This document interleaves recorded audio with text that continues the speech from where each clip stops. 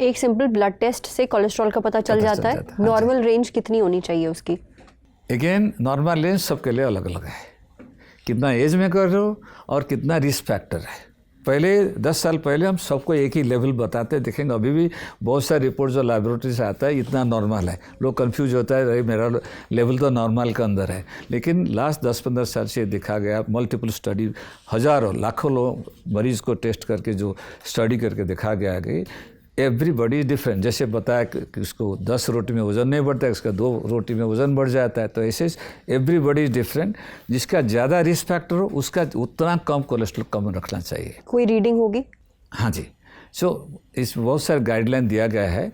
तो नॉर्मल के लिए आजकल जो रेगुलर कोलेस्ट्रॉल सारा कोलेस्ट्रॉल का मल्टीपल कंपोनेंट है, सारा चीज़ खराब नहीं है। कुछ LDL बोलते हैं जो ख़राब कोलेस्ट्रॉल है, HDL है जो अच्छा कोलेस्ट्रॉल है।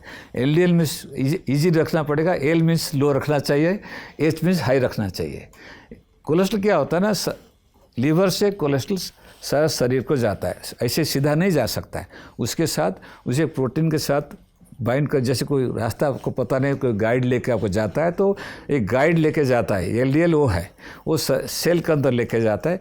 सेल के अंदर से फिर HDL कोलेस्ट्रॉल निकाल के लीवर के अंदर आता है, लीवर उसको फिर डैमेज उसको शरीर से निकाल देता है।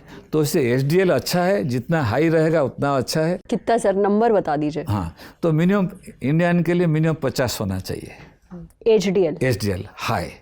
LDL जो लो कोलेस्ट्रॉल जितना कम रखना अच्छा है, उसमें भी मल्टीपल लेवल है। एवरेज जिसका कोई रिस्क फैक्टर नहीं है उनके लिए 100 से नीचे रखना ठीक है।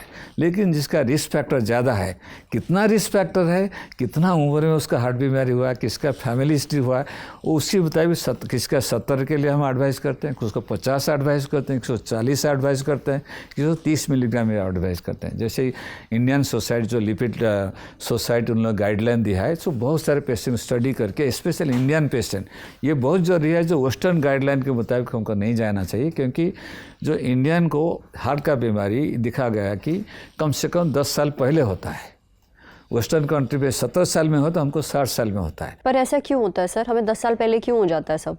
हमारा रिस्क फैक्टर बहुत ज़्यादा है। देखिए डायबिटीज़ हमारा मैक्सिमम है, ब्लड प्रेशर ज़्यादा है, तम्बाकू यूज़ बहुत है, ये सब रिस्क फैक्टर की वजह से होता है। ये पहले नहीं था। 50-60 साल पहले जब मेडिकल कॉलेज में मैं पढ़ाई किया, मेरा प्रोफेसर बताता है कि ये वेस्टर्न प्रॉब्लम है, ये इंडियन का प्रॉब्लम नहीं है। हमारा वाल्व प्रॉब्लम था, बाकी बीमारी था। वार्ड में हम कभी ये जो ब्लॉकेज का पेशेंट बहुत कम देखते थे। ये 50 साल के अंदर लाइफस्टाइल चेंज हो गया। जिस पता 30 साल पहले मैं साल में एक बार देखता था कोई पेशेंट 30 साल से कम है आता था। आजकल हर हफ्ते में रोज़ देखता हूँ। अभी उसी दिन देखा 2 पेशेंट, एक ही दिन देखा, एक 32 साल, एक 39 साल, मल्टीपल ब्लॉकेज, सब लाइफस्टाइल की वजह से। ये सिर्फ और सिर्फ हमारे खाने पीने और ख़राब लाइफस्टाइल की वजह से हो रहा है। पूरा everything, sedentary lifestyle, smoking, all the food habits completely change हो गया है। तो सारे चीज़ के लिए सोना बहुत ज़रूरी है। लास्ट 10 साल से एटलीस्ट ये पता चला कि 8 घंटा रोज़ सोना, ठीक टाइम पे सोना बहुत ज़रूरी है। कितना बजे खाते हैं वो भी बहुत ज़रूरी है।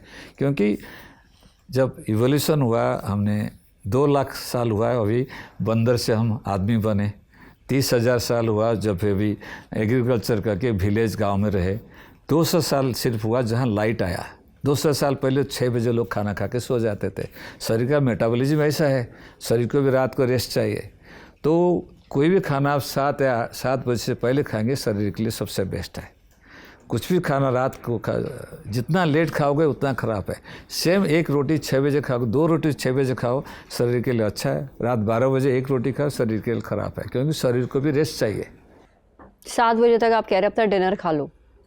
अच्छा, एक बात ये बताइए, हम लोग और जितना लाइट खाना लोगे उतना अच्छा है, क्योंकि रात को आपका एक्टिविटी कम रहता है, दिन में ज़्यादा एक्टिविटी रहता है, रात को भी शरीर को रेस्ट चाहिए। There is a lot of other scientific, like अभी पता लास्ट 5-10 साल से पता चला है कि ये शरीर के अंदर जो पेट के अंदर जो कीड़ा है, जो कम से कम 2-3 किलो का कीड़ा है, वो शरीर के लिए इतना इम्पोर्टेंट, उनको भी रात को रेस्ट चाहिए।